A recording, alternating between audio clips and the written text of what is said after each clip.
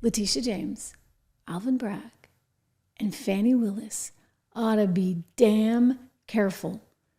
Because you heard what Mike Davis said the other day. Hey, sweetheart, we'll put your fat right into prison.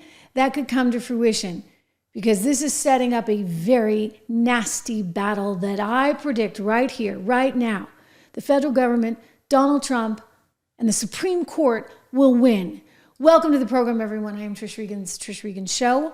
Reminder, we got Christmas coming up. You can get all your merch, as the kids say, at the trishregan.shop. Trishregan.shop. You can help support the show, all that good stuff right over there. But this is just tremendous. I mean, I'm watching this going, you got to be kidding me. These people, unbelievable stuff. So moments ago, we learned that Judge Mershon decided he'd hold off, if you would, right? He sort of wait and see. He'd call that sentencing off for the now newly president-elect Donald Trump. So this is in that so-called hush money case, which the whole thing is just absolutely positively ridiculous. It never should have been brought in the first place. Alvin Bragg knew it. He didn't want to do it. But guess what? He had to run for office, and there was all this pressure among some voters in Manhattan that wanted him to do this. And don't forget, he's running again. So this is like survival. Letitia James, what is she going to do without Donald Trump? Alvin Bragg, what does he do without Donald Trump?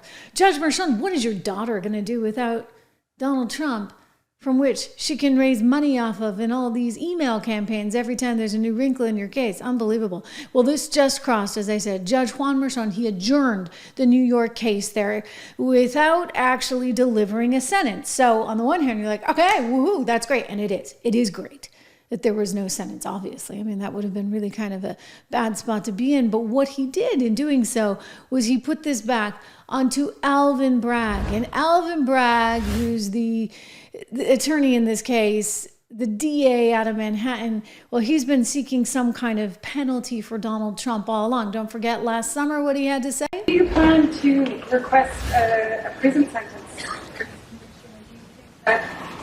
Donald Trump's multiple violations of the gag order that was in place should factor into that request at all?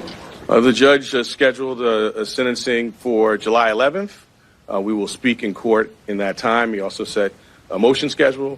We will speak in our court filings as we've done throughout this proceeding.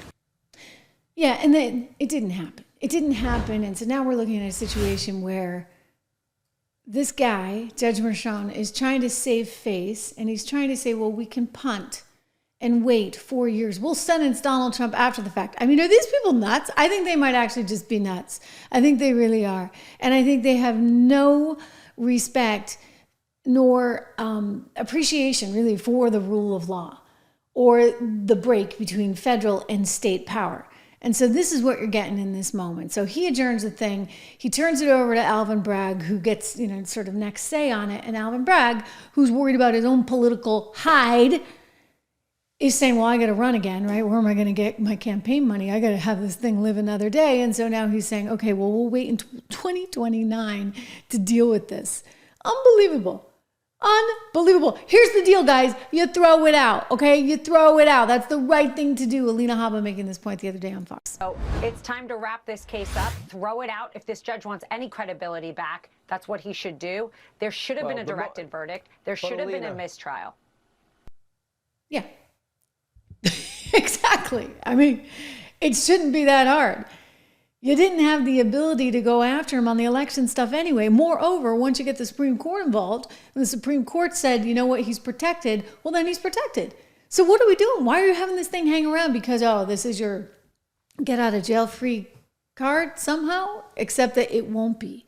It really won't be, because now Alvin Bragg, Fannie Willis, Letitia James, you guys are in so much more trouble. Now the whole Matt Gaetz thing really does make sense. I'm going to get to Letitia in just a second, but first a shout out from one of our great sponsors here on the Trish Regan Show.